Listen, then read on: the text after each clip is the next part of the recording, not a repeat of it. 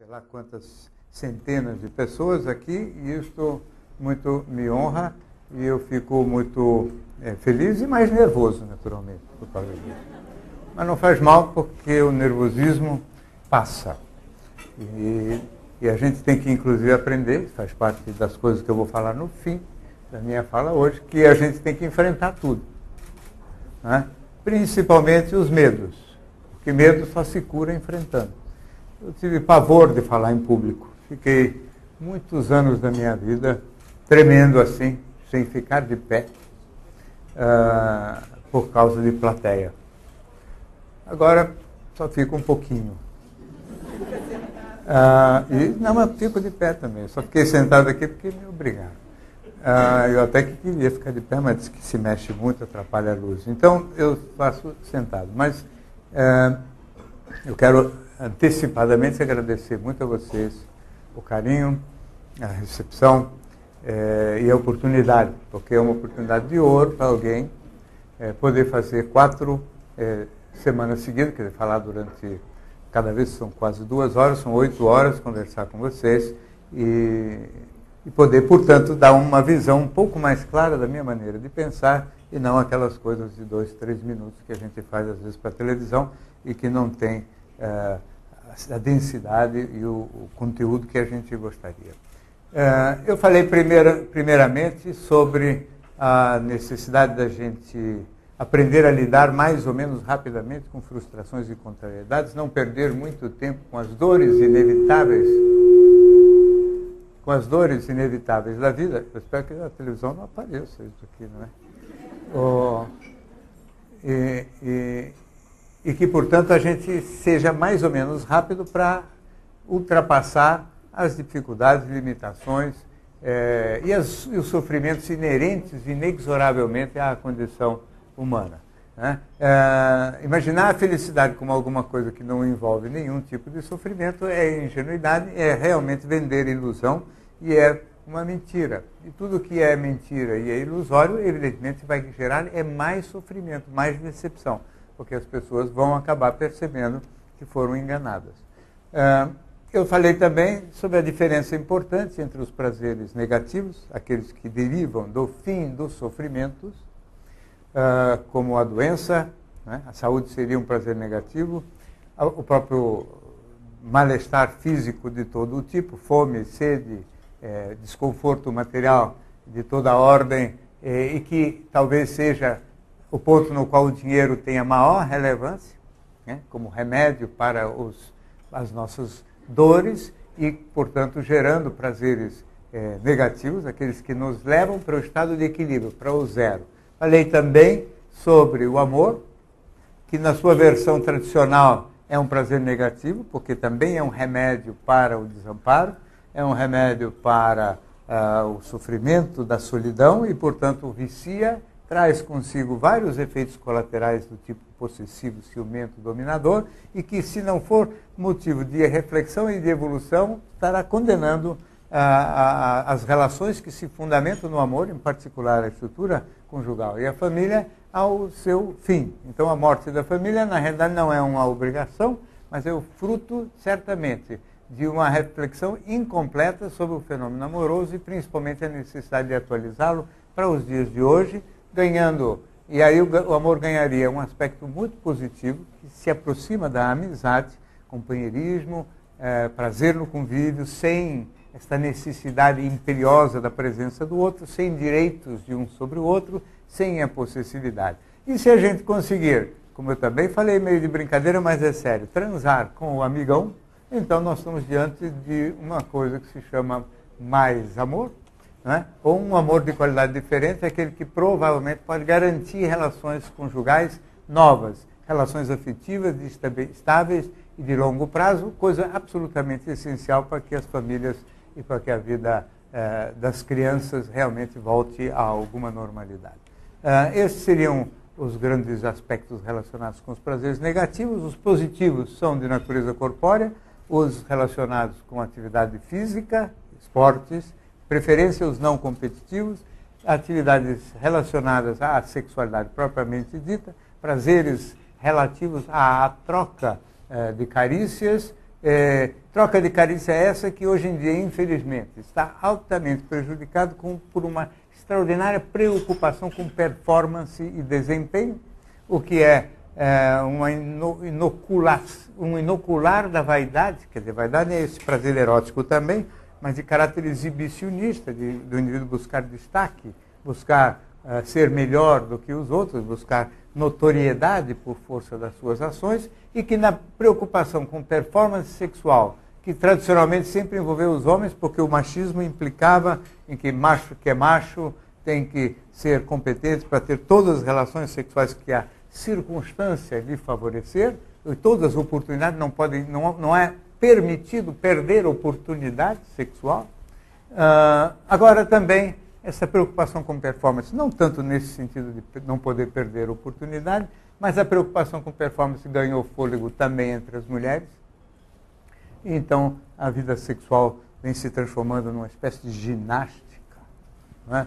E numa coisa meio acrobática, não é? E na qual os filmes pornográficos são o professor, não é? Isso é uma característica da modernidade também. Todo mundo transa rigorosamente de acordo com as normas propostas pelos filmes pornográficos, né? É terrível, mas é a pura verdade. Então, a cultura, nós vivemos uma época, e eu tenho insistido em falar isso, né, na direção de predomínio da cultura sobre a biologia ou a psicologia. Ou seja, se nós somos seres biopsicossociais, influenciados pela nossa biologia, pela nossa história pessoal de vida, pela cultura em que a gente vive, hoje somos basicamente influenciados mesmo pela cultura. Ou seja, somos escravos de uma cultura que nos impõe normas e regras por todas as vias da propaganda, da televisão e agora também da pornografia. Ou seja, as pessoas passam a ter sexo da forma como está lá no filme, né? E quem não for competente para fazer aquilo lá, não é de nada, né? E é assim que as coisas se estabeleceram. Hoje, há 10 anos atrás, por exemplo, sexo anal era uma coisa raríssima. E que a maior parte das mulheres não gostavam, sentia dor e detestava mesmo e não fazia. Hoje todas perderam a dor. Não dói mais.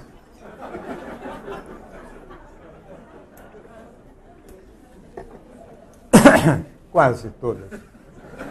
Mas a maioria não dói. Então, eu não entendo muito, mas no tempo que eu era mocinho...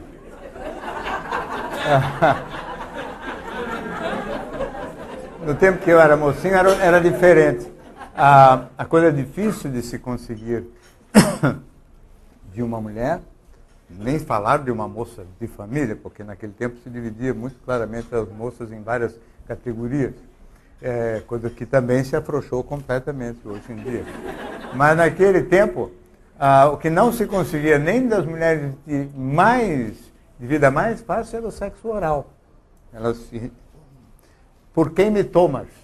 Elas falavam se a gente pretendesse uma coisa desse tipo. Hoje, todo mundo sabe que isso aqui se transformou em preliminar, às vezes até para casaizinhos, pré-adolescentes que mal estejam começando a namorar, né? Logo depois do beijo.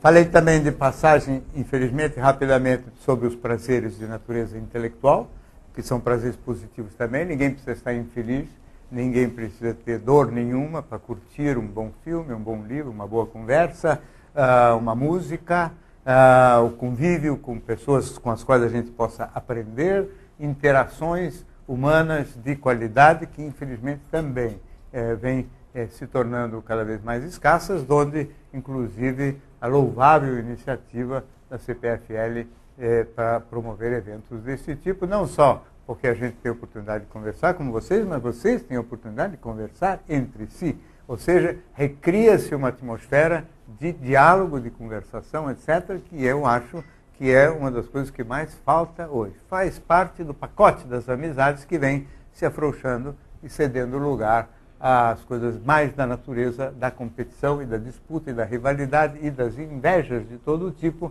que são a matriz básica da nossa cultura, e todos esses elementos fazem parte, é a parte absolutamente nefasta da questão da vaidade. Então, é por isso que eu digo que nós temos dois inimigos grandes para a felicidade: a vaidade e o medo da felicidade.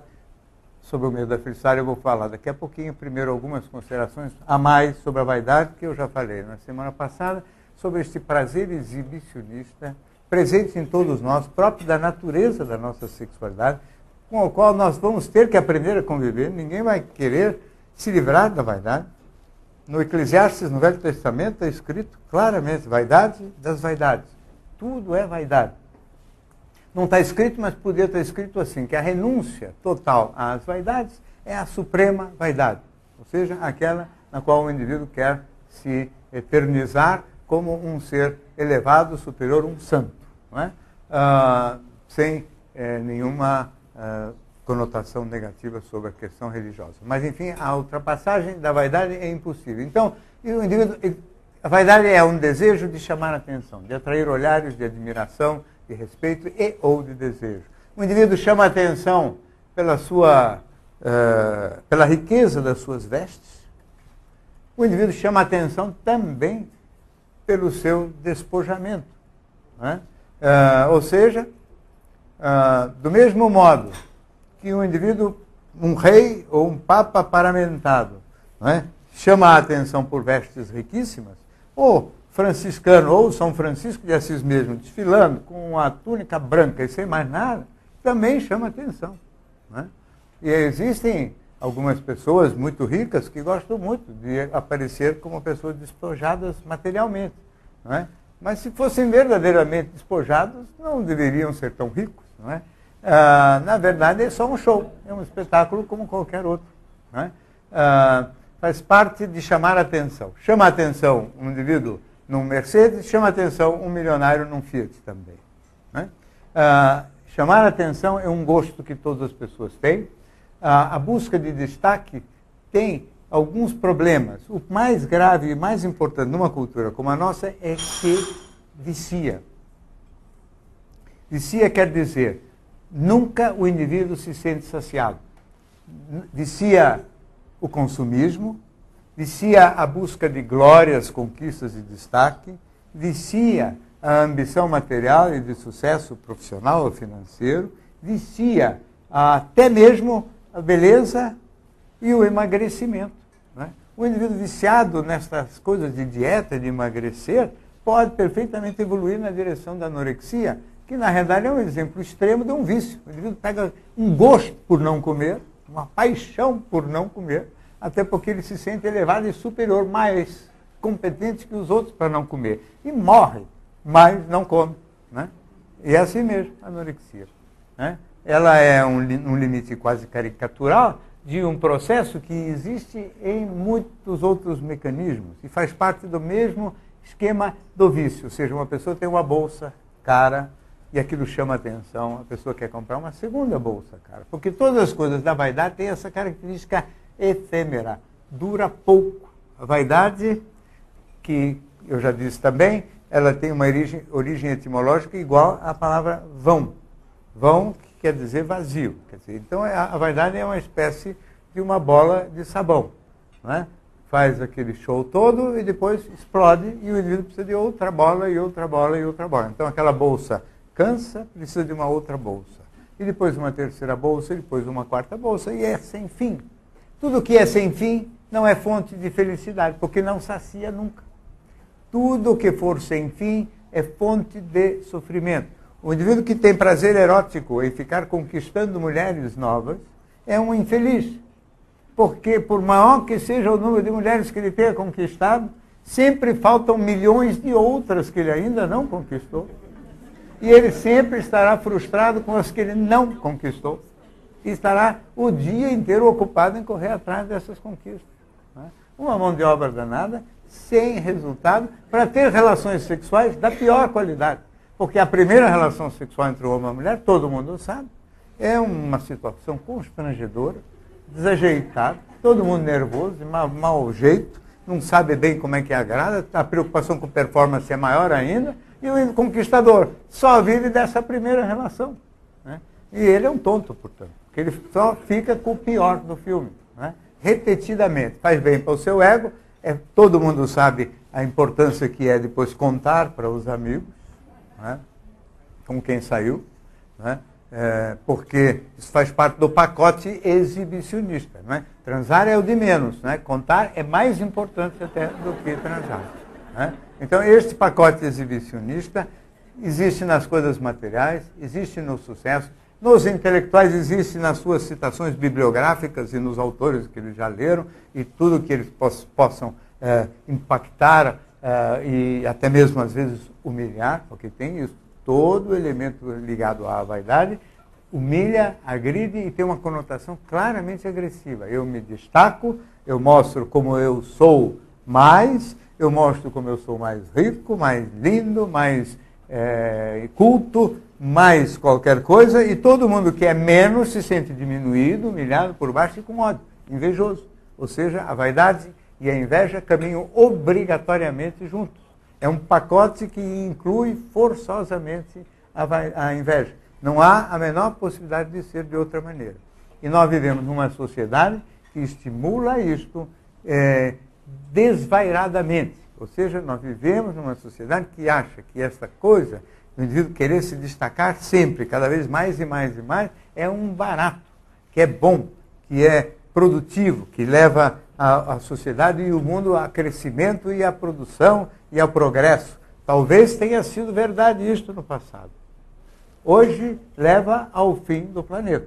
Ou seja, hoje é absolutamente urgente, né, que se reflita sobre o problema desse moto contínuo de consumir desvairadamente, de querer notoriedade e destaque, porque esta pequena minoria que consegue isto está acabando com o planeta. O planeta não dá conta disso aí, né? O planeta não dá conta disso, o planeta não dá conta energeticamente, não dá conta em termos de água, não dá conta em termos de temperatura. Vai acabar. Ou os seres humanos vão criar juízo, ou vai acabar.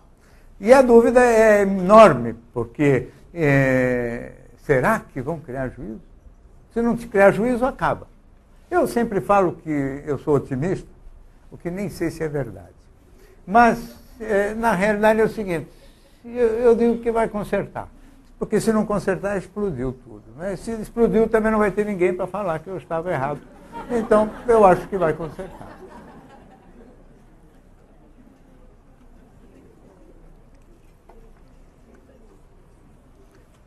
Uma sociedade montada desta maneira realmente não pode ser legal, só pode estimular competição, rivalidade, é geradora inexorável de violência no seu seio.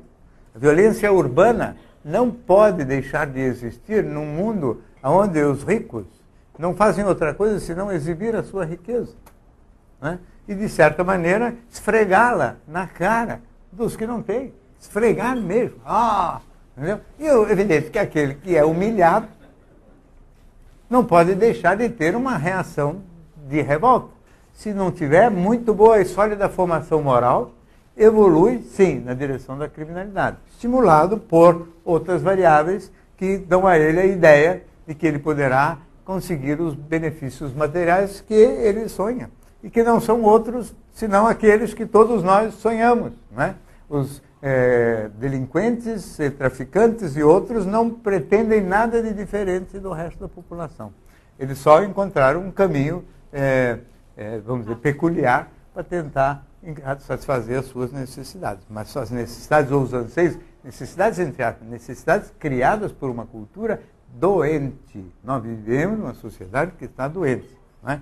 E veja que coisa mais paradoxal com a vaidade, numa sociedade que está doente. A vaidade é um exibicionismo. E para eu poder me exibir, eu preciso me exibir para uma plateia que me aplauda. Porque não existe exibicionismo sem plateia. Não é que é uma plateia muito diferenciada, pode ser qualquer um. Mas tem que ter um povo lá para bater palma para mim.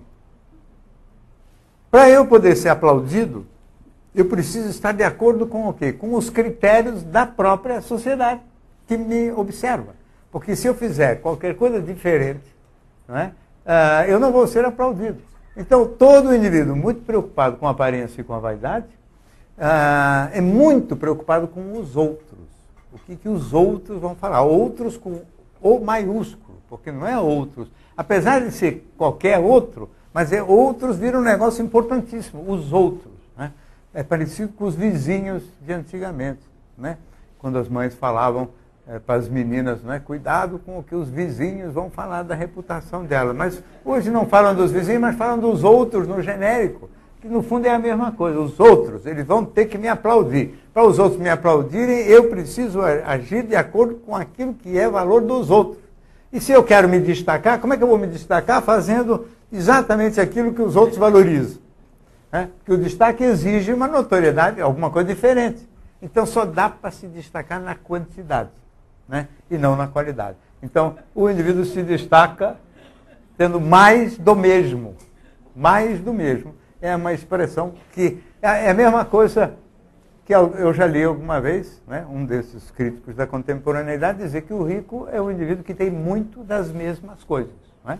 Porque só existem aquelas coisas. Não tem carro, tem casa, tem cama, tem cadeira, tem sapato, meia. Só tem isso, não tem outra coisa. Relógio. O rico tem muitos relógios, não é? Os outros têm poucos relógios.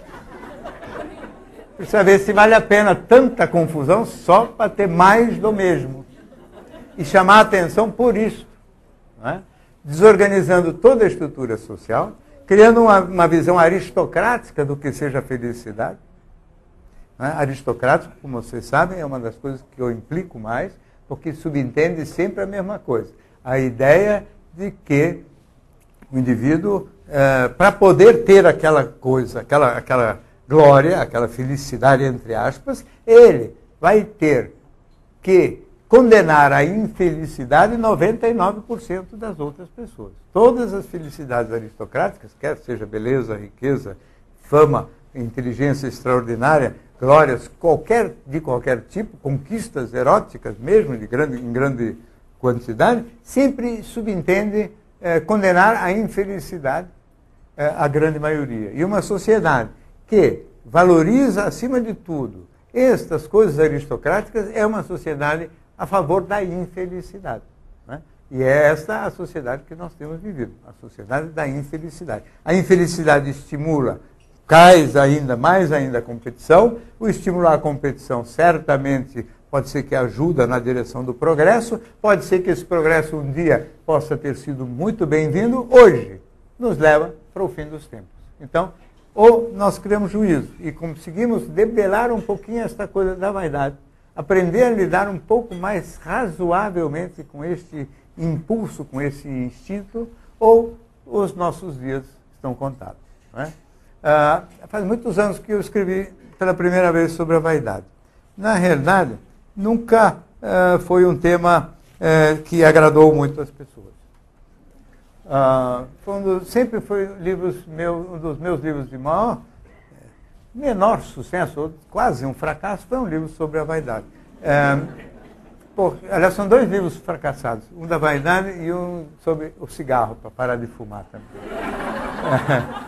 Que parece que foi assim, quem não fuma não lê porque não fuma, e quem fuma não lê porque não quer parar de fumar. Então ninguém comprou o livro. Alguém comprou para dar de presente para o fumante, que não leu. Então veja que não adianta escrever um livro ótimo, é preciso arrumar um jeito das pessoas lerem o livro. Né? E isso já é bem mais difícil. De todo modo, se a gente não conseguir avançar um pouquinho nisso, eu tenho que ser claro, não vejo como a questão política, ou alternâncias mesmo políticas de partidos, quem vai estar no poder, quem não vai fazer alguma diferença. Porque no poder todo mundo fica muito parecido. Né? No poder todo mundo fica poderoso, importante, se sente prestigiado, elevado, e fica seduzido, enfeitiçado pela vaidade. E depois de enfeitiçado pela vaidade, todo mundo é igual. Né? Talvez por isso, um filósofo francês, que chama Gilles Deleuze, dizia que não existe governo de esquerda, né? Só existe governo de direita. Não porque estivesse falando só da questão política, mas porque no governo são todos iguais. E o lugar da esquerda, que é o lugar das novas ideias, das novas inquietações, etc., é o lugar da oposição. Porque se for para o governo, primeiro deixou de ser oposição para virar, as novas ideias já viraram ideias oficiais. E segundo, virou igual a todo mundo, vai ficar metido, se achando, etc., como sempre, né? Todo indivíduo progride na vida vai ficando metido. Todos vão ficando iguais. Né? Quer dizer, a vaidade vai contaminando um por um. Né? E é difícil a gente conseguir manter uma certa humildade, uma certa docilidade, se lembrar de vez em quando que a gente ao pó voltará, não é? E que nós somos insignificantes do ponto de vista cósmico e que não adianta ficar tão metido porque vamos morrer do mesmo jeito. Não é? Então, isso talvez ajude um pouquinho as pessoas a baixar a sua bola. Eu acho que seria de extrema valia hoje que isso acontecesse enquanto fosse oportuno, enquanto fosse tempo. Não posso me estender mais ainda sobre a vaidade. Prometo escrever no futuro um outro livro sobre a vaidade, melhor escrito do que aquele. Quem sabe eu tenha um pouco mais de sorte dessa vez, né? E quem sabe tenha a oportunidade de vir aqui falar sobre esse tema na ocasião. Vai demorar um pouquinho ainda. De todo modo, o que eu queria falar agora é sobre o outro inimigo da felicidade, que é o medo da felicidade. O medo da felicidade é um fenômeno curiosíssimo e que eu venho trabalhando e que eu descrevi pela primeira vez em 1980. E, portanto, há 27 anos. Né? É um trabalho absolutamente original. Tem precursores, sempre tem precursores em tudo. Não é? E todos os precursores trabalhavam a questão da felicidade, não como, do medo, não como medo da felicidade, mas como medo do sucesso. Eram precursores, eram americanos, dos anos 70, e todos preocupados com a dificuldade que as pessoas têm de ter sucesso, que na hora H do sucesso as pessoas tremem e muitas vezes jogam fora o sucesso, não é? Que já estava na mão.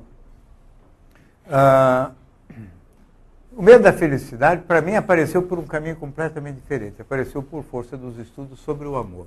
Quer dizer, foi uma surpresa muito grande para mim, desde o início, perceber que a maior parte dos casais que verdadeiramente se amam, que se dão bem, que têm tudo para ficar juntos, se separam. Não é? E até hoje.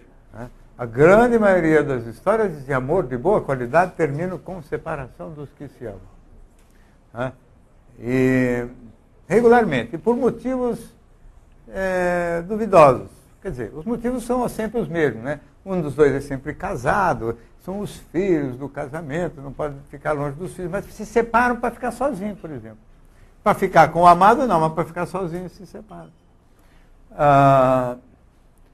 E é tudo pretexto, porque esses obstáculos externos já foram tidos como impedimentos muito graves no passado. Não é?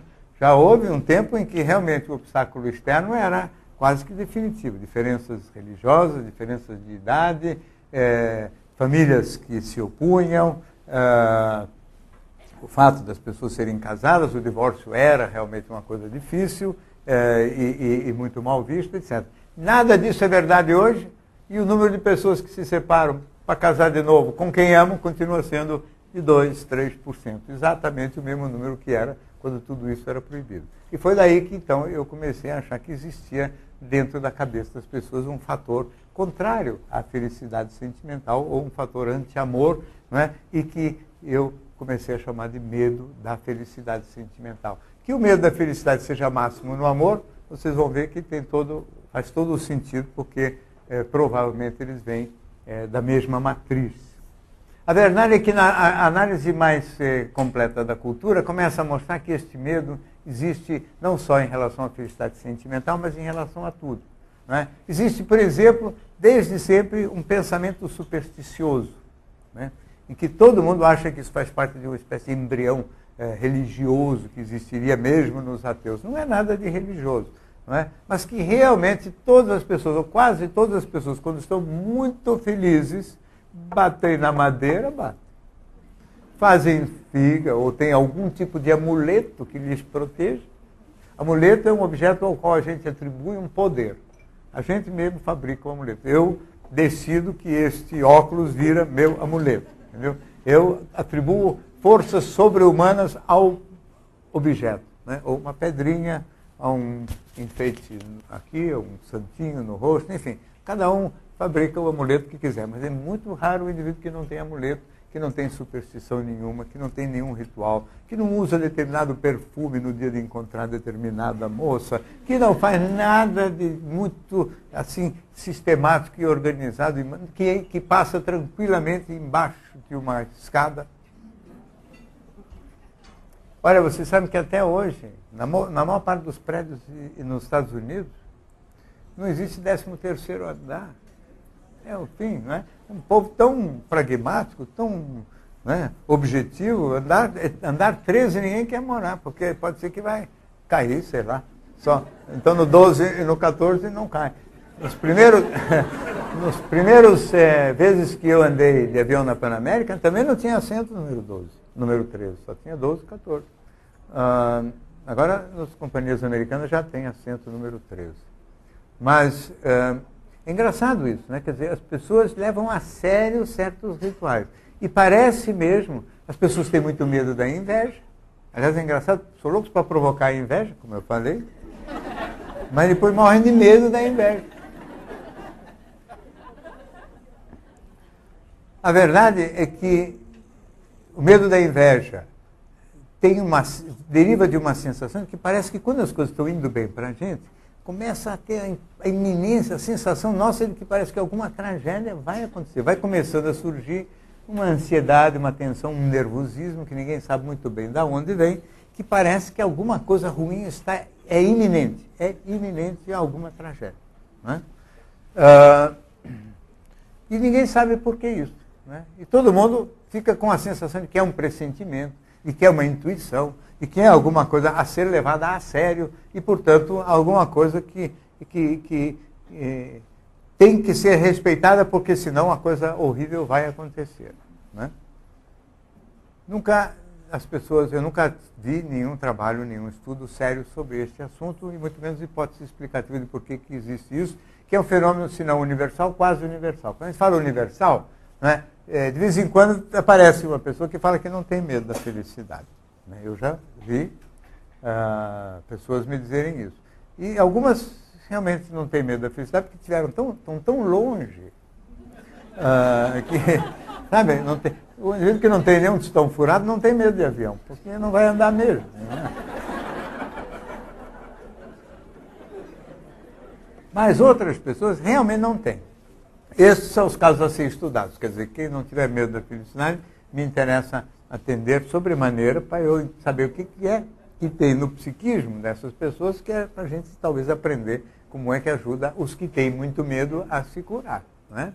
Mas é muito raro. A grande maioria da humanidade, assim, 99,9% da humanidade, tem medo, né, da felicidade. Sentimental, sem dúvida nenhuma. E de outras felicidades. Quer dizer, cada vez que existe uma conquista, as pessoas falam, isso aqui está bom demais. Estou morrendo de felicidade. Não há mal que sempre dure, aquelas coisas que falam. Né? Nem bem que nunca. Sempre o tal do bem vai acabar. Né? Sempre a ideia de catástrofe parece que permeia, passeia em torno da alma e da cabeça das pessoas. O medo da felicidade não existe nas crianças pequenas. É uma coisa que sempre me surpreendeu. Uma criança pequena, você pode perfeitamente entupi-la de coisas que ela adora, ela não treme. Mas adulto treme.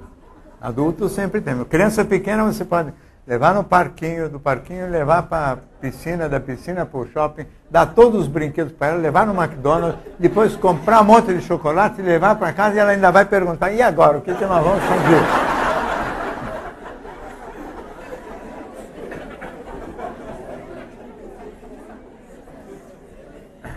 Os adultos, muito antes deste ponto, travam. Para mim está bom assim. Né? Mesmo os maiores consumistas, E as pessoas que têm mais liberdade, por exemplo, para consumir bens materiais, são as que estão infelizes em outras áreas, porque parece que tem uma contabilidade o tempo todo, que se você está infeliz em alguma coisa, você se permite mais coisas aqui. Mas pegar uma pessoa que está bem de saúde, está bem sentimentalmente, levar no shopping, começar a dar um presente, dois presentes, três presentes, no quarto presente a pessoa trava e fala, chega, porque começa a ter a sensação de iminência de catástrofe. Que a criança não tem, mas o adulto tem. E nós temos que explicar isso, ou pelo menos tentar levantar uma hipótese explicativa para esse mecanismo, que é o medo fóbico, como se fosse fobia de barata, não é? Fobia de aranha ou de algum animal, fobia de avião, fobia de altura, quer dizer, pavor. Não é? Evidentemente que nós temos que arrumar um jeito de explicar isso de uma forma razoavelmente universal, posto que o fenômeno é universal. E existe na humanidade, direta ou indiretamente, desde o Egito Antigo, há 5.000 anos. Não é? Os amuletos sempre existiram, rituais de proteção sempre existiram. O medo do olho gordo tem 5.000 anos. Não é? O olho gordo. A inveja, portanto. Não é? Então, a explicação que eu tenho tentado dar tem a ver com o trauma do nascimento, que, como vocês sabem, também é a minha hipótese explicativa para a origem do fenômeno amoroso. É por isso que talvez o medo da felicidade seja tão grande na felicidade amorosa, porque eles, na verdade, são primos e vêm junto. Não é? Na experiência do nascimento, a experiência do nascimento é, sem dúvida nenhuma, uma das mais dramáticas e importantes da vida da gente. Não é? E a gente subestima, a própria psicologia sempre subestimou. Fora um cara que chamou Otto Rank, né, que escreveu um livro que chamou Trauma do Nascimento, foi muito negligenciado esse assunto. Da vida não, na verdade, começar numa situação de harmonia paradisíaca, e essa harmonia paradisíaca se romper dramaticamente, né, e ficar uma ideia, provavelmente, quase que um condicionamento, que o primeiro registro cerebral é da harmonia. Há dois, por isso o amor também. E o segundo registro é a ruptura da harmonia, o Big Bang, como eu falo. Né? Esse nosso Big Bang, que ela sempre me espanta que tenha Big Bang também nas coisas Big Bang também existe importante nas coisas da física e do mundo inteiro, vai ver que é o mesmo Big Bang, no fundo, né? Que a gente, sem perceber, tem, ou dá uma importância. Quer dizer, isto marca a gente de uma maneira muito dramática. O Big Bang é a ruptura de toda aquela harmonia. Parece que sempre que a gente está chegando perto da harmonia, em qualquer outro momento da vida adulta, chegando perto da harmonia porque encontrou a felicidade sentimental, um parceiro amoroso adequado, chegando perto da harmonia porque conseguiu realizar o seu sonho, entrar no vestibular, ter a carreira que queria, comprar o carro novo, não é? O primeiro carro e o carro novo. Comprar um carro novo é um dos grandes problemas de um ser humano. Porque a sensação que vem é clara. Esse negócio vai bater. E não só porque a gente não tem domínio sobre aquele carro, porque é um carro novo. Porque se for de outra pessoa, não tem essa sensação. É mesmo aquilo. Meu carro novo, eu não tá bom demais aqui, vamos dar uma batidinha, né? Tá? Uma raspadinha pequena, que seja na coluna do prédio, não, só para tirar aquela aura de novo. Pronto. Aí o carro já fica velho, a gente fica triste, deprimido porque o carro não é mais novo, e aí nunca mais bate o carro. É só um batismo. Mudar para a casa nova dos sonhos sempre foi um problema também. Eu já vi muitos casais, inclusive, se divorciarem nessa transição de mudança para a casa dos sonhos. Essas conquistas materiais, profissionais, intelectuais, sociais, e, sem falar das sentimentais, todas elas ativam essa sensação de medo. Não é? E quando o medo está muito ativado, sem que a gente perceba, a gente sozinho gera fenômeno destrutivo. Então, o medo da felicidade é responsável pelo mecanismo autodestrutivo. O medo da felicidade, ou não suportando a felicidade do carro novo, me leva a um equívoco qualquer que conduz a bater o carro, que me leva a bater o carro. Não é? Então, o objetivo é sempre este. Eu sozinho estrago uma parte da minha felicidade, porque eu, ao estragar uma parte da minha felicidade, parece que garanto o principal. Né? Então, eu garanto o carro se eu estragar só o paralama do carro. Né? Eu garanto a saúde, né? Se eu ficar sempre um pouco hipocondríaco. O hipocondríaco é um indivíduo que estraga a sua saúde, provavelmente por medo da doença. Mas ele estraga sozinho a saúde. E é gozado porque o hipocondríaco, por exemplo, quando fica doente de verdade, a hipocondria desaparece imediatamente. O indivíduo está para ter um infarto o tempo todo. Ele quebra a perna, o coração dele fica ótimo. Porque ele precisa de uma coisa ruim. Tendo aquela coisa ruim, ele libera a fabricação de outra coisa. Né? Então, às vezes, as pessoas... é uma das coisas que eu mais presto atenção. Quando o indivíduo vem se queixando de hipocondria, por exemplo, meus colegas muitas vezes ficam atrás de quais são os problemas que estão por trás da hipocondria. E eu sempre vou atrás justamente das coisas boas. O que está acontecendo de bom com você para você começar a inventar isso? Quando o indivíduo, por exemplo, começa a ficar com pavor de avião, o indivíduo que nunca teve medo de avião, por exemplo, nas carreiras profissionais é comum, o indivíduo progride profissionalmente, de um ponto para diante começa a ter medo de avião. Né? É sempre por causa de coisa boa que surgem essas fobias, esses medos. E, obviamente, sabotam e atrapalham e estragam uma boa parte da felicidade conquistada. O próprio indivíduo sabota a sua felicidade. O próprio indivíduo destrói uma boa parte da sua felicidade. Este mecanismo autodestrutivo, que foi registrado pelo Freud, ele achava que fazia parte de um instinto que ele chamava de instinto de morte. Quer dizer, alguma coisa que impulsiona a gente para a morte, para a destruição, para a inação. Né?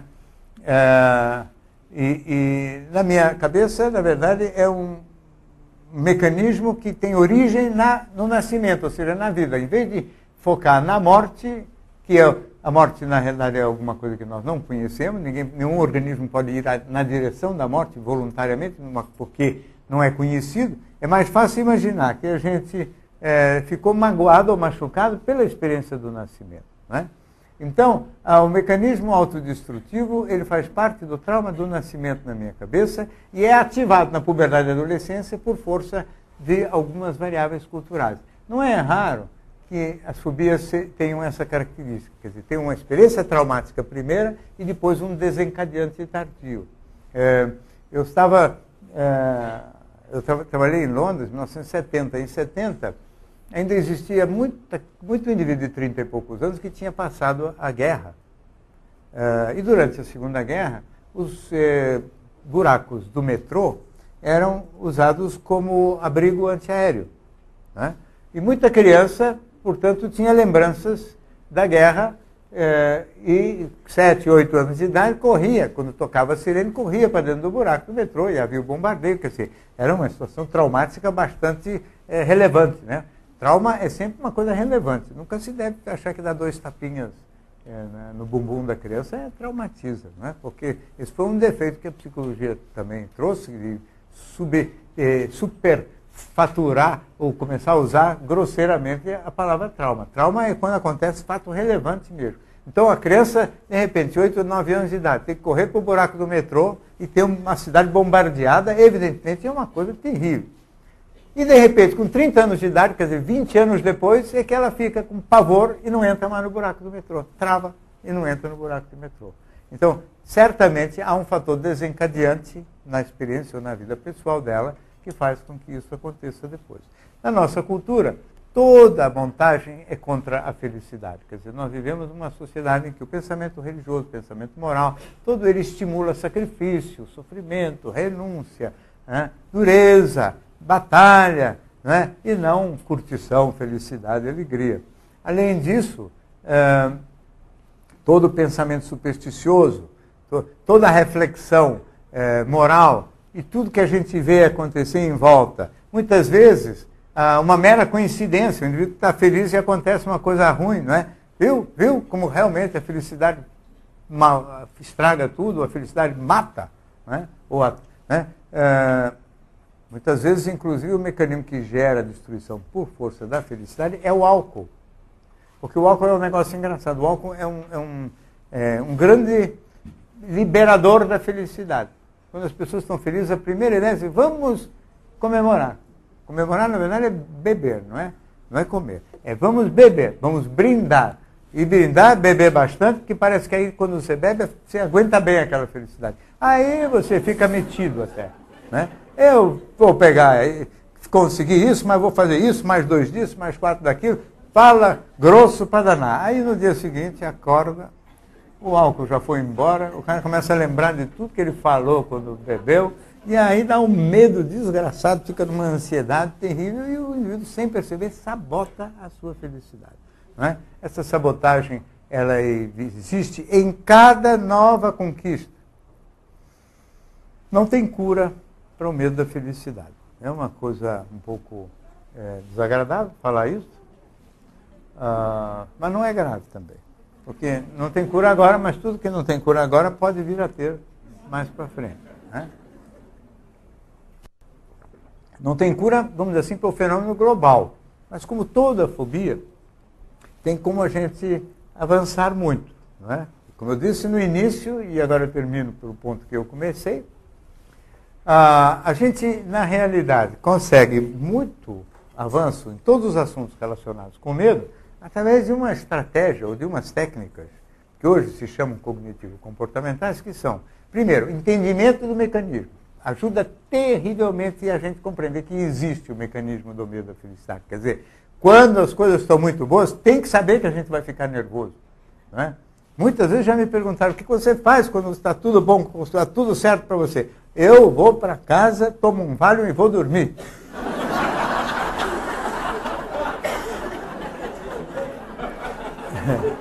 Porque antes de fazer bobagem.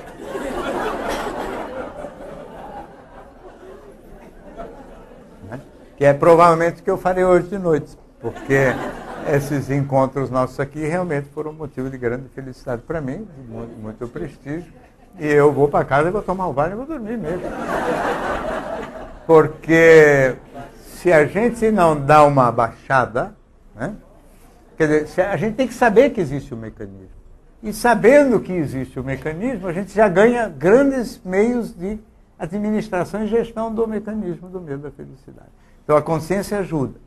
Né? Depois, a gente tem que saber que todo medo pode ser vencido, ou pode ser pelo menos melhorado, através da montagem de uma estratégia de enfrentamento. Ou seja, se o medo existe, né, eu monto uma estratégia, quer dizer, medo de falar em público. Eu vou, então, montar toda uma sequência de processos ou de procedimentos nos quais eu vou conseguir melhorar ou diminuir progressivamente este medo, a ponto de conseguir um certo domínio sobre a situação. O medo de ter um carro bonito. Não é? Eu monto um esquema lá, se eu decidir que eu vou enfrentar este medo, eu arrumo um jeito de ter o carro bonito, deixo ele não sei quanto tempo parado na garagem, só olhando para ele, até eu e ele nos acostumarmos um com o outro, entendeu? Até a gente se familiarizar melhor, sem sair metido a besta, dirigindo que nem um louco, porque vou bater. Né?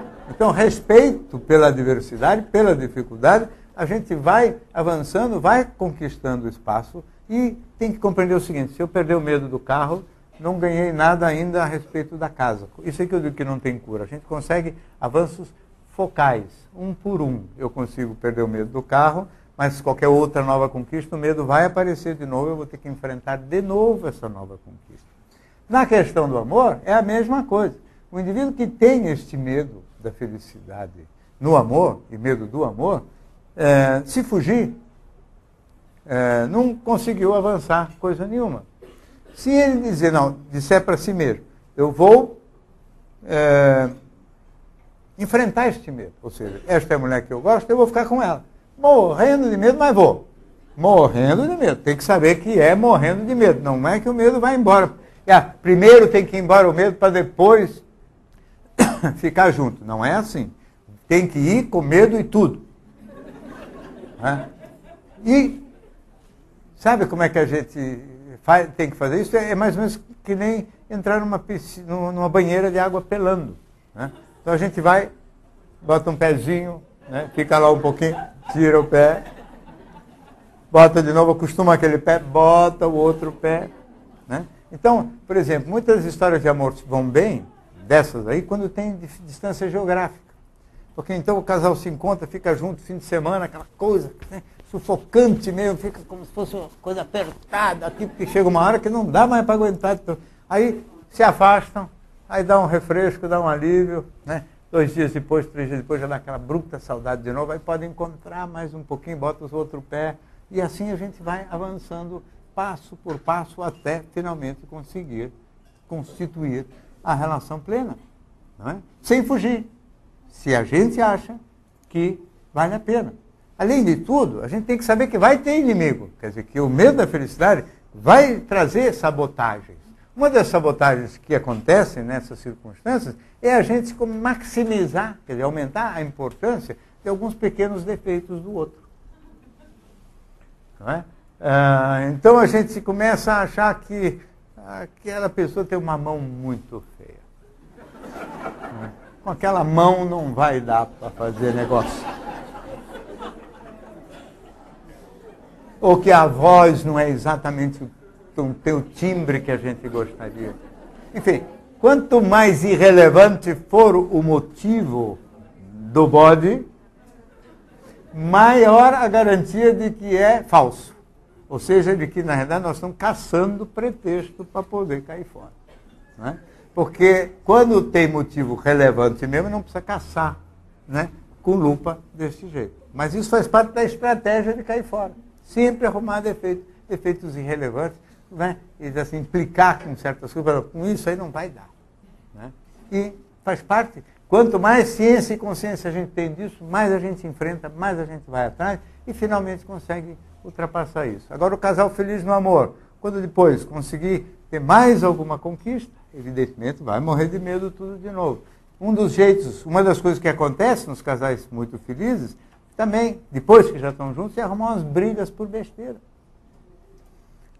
Então, a encrenca com bobagem também faz parte do mecanismo destrutivo. Quer dizer, a gente paga um pedágio, sabe como é? Que nem promessa para o santo. A gente estraga um pedacinho da felicidade para garantir o principal. Né? Essa negociação com os deuses a gente faz o tempo todo, né? E faz parte das estratégias que a gente tem de tentar conseguir se equilibrar num patamar de máxima felicidade possível. Esse inimigo não se desaparece completamente, mas ele certamente pode ir sendo vencido aos pouquinhos.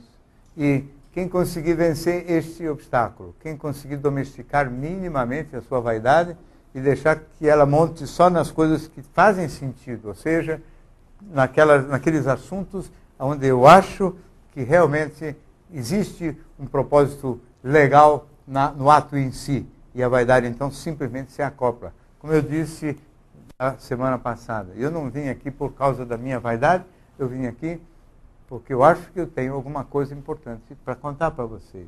Evidentemente, já que eu estou aqui, já que vocês gostaram do que eu falei, eu fico muito envaidecido de saber que vocês gostaram.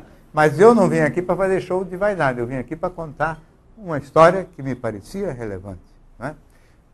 Quando a vaidade não predomina, quando a gente consegue essas conquistas todas, a gente consegue fazer muito, muito bem a autoestima da gente. A autoestima é o juízo que eu faço de mim. A autoestima não depende dos outros. A vaidade depende dos outros, o que os outros acham de mim. A autoestima é o que eu acho de mim. Quanto maior a autoestima, maior a capacidade de domesticar a vaidade. Quanto menor a autoestima, mais escravo dos outros, da sociedade e da vaidade estamos nós. E, portanto, na realidade, a psicologia tem este serviço de utilidade pública que tem que ser prestado, que é ajudar as pessoas a construir uma boa autoestima. Porque pessoas com boa autoestima perdem a dependência tão forte do social e recuperam para o domínio da psicologia, né, nesse ser humano que é biológico, psicológico e social, trazem de volta para o domínio da psicologia um pedaço relevante da sua condição. Ou seja, fazem com que eu volte a ser senhor de mim mesmo e não escravo de um meio social e principalmente escravo de um meio social doente. Quanto maior a autoestima, menor a vaidade, e este deve ser o objetivo de qualquer pessoa que queira ser feliz. Muito obrigado.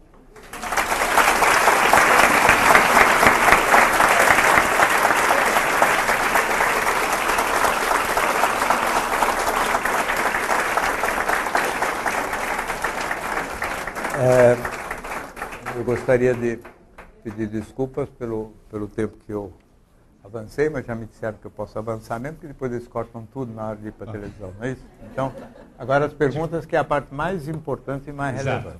Então, depois dessa brilhante premissa, vamos passar para o debate. Então, pedimos para todos serem objetivos e breves na formulação das perguntas. Muito obrigado.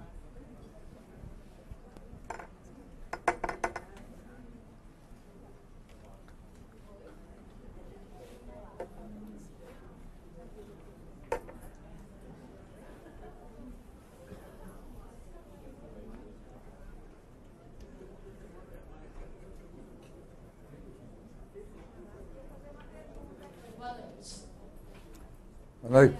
Você comentou sobre que quando a gente tem medo, então, do amor, de um relacionamento que está bom, a gente procura os defeitos. E você daria alguma dica para a gente saber que realmente a gente está procurando um defeito por medo da felicidade e que não seria um defeito que aquela pessoa tem que realmente nos incomoda demais e que seria motivo para terminar o relacionamento? Porque eu, pessoalmente, acho que quando o defeito é relevante, seria motivo para terminar a relação, a gente simplesmente não tem vontade mais de estar com a pessoa. Quando existe vontade, mas o desejo nos incomoda, eu acho que é o medo da felicidade. Evidentemente que cada situação exige uma ponderação, né?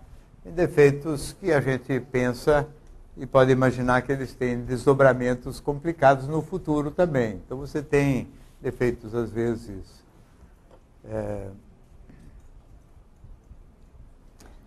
falhas de caráter, por exemplo, né? A pessoa é mentirosa. Isso não é um defeitinho, né?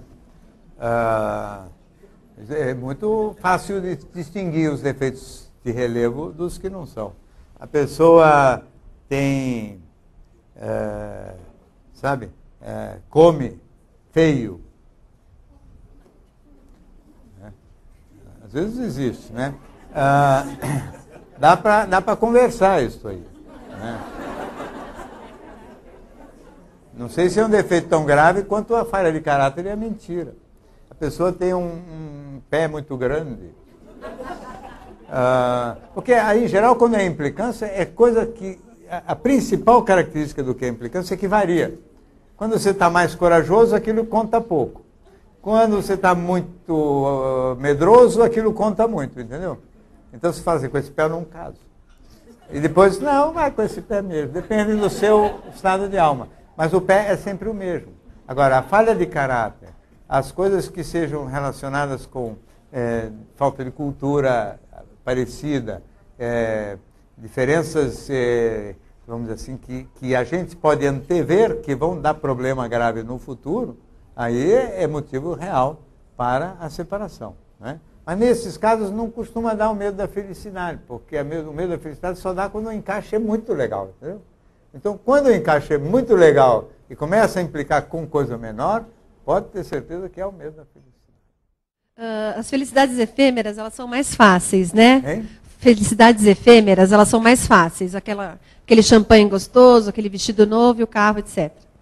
Mas eu queria saber, assim, as felicidades estáveis não estão relacionadas ao equilíbrio? O equilíbrio traz a felicidade e vice-versa? Então, na realidade, isso aqui também eu, de alguma maneira, já falei na primeira palestra. Existem momentos de felicidade, que é essa coisa que você chamou de felicidade efêmera, né? Que são picos, são instantes. E existe um estado de felicidade que corresponde a basicamente uma serenidade, paz de espírito, harmonia, não é? Estado esse que a gente periodicamente perde, para menos com os aborrecimentos e as dores e desconfortos. e para mais com os momentos de felicidade. Mas o objetivo seria ter este ponto de equilíbrio, esse ponto intermediário da serenidade, da paz de espírito, como o ponto, vamos dizer assim, principal e como o foco do que seja o estado de felicidade. Né? É completamente diferente de momentos felizes. Porque esse estado de felicidade, quer dizer, a paz e pequenas oscilações em torno deste estado de equilíbrio, é possível, sim. Momentos de felicidade sempre serão momentos. Não é possível viver eternamente em momentos de felicidade. Nem a gente aguenta. Né? Então, na verdade, o pacote felicidade deveria ser usado para descrever 3 coisas. Rápida digestão das infelicidades, curtição dessa paz que o ocidental em geral não curte, mas que os orientais valorizam muito, e saber aproveitar direito os bons momentos de felicidade, tanto no aspecto físico quanto intelectual. E não se deixar derrubar nem pela vaidade e nem pelo medo da felicidade. Essa seria a formulinha simples. Simples de falar, né? Boa noite, doutor. Boa noite. Lá de cá ninguém fala hoje? Eu gostaria de saber assim, uma dica, ou um pouquinho mais, né? Um pouquinho mais alto, por favor. Uma pessoa que já está acostumada com aquele padrão assim, de vida, onde ele não é feliz, mas que se acostuma, vamos dizer assim, né? A viver com aquele sofrimento. Espera só um minutinho. Bota um pouquinho mais de som, porque está difícil de ouvir, por favor. Como a gente, qual seria assim essa dissociação? Como poderia ser? É um treinamento?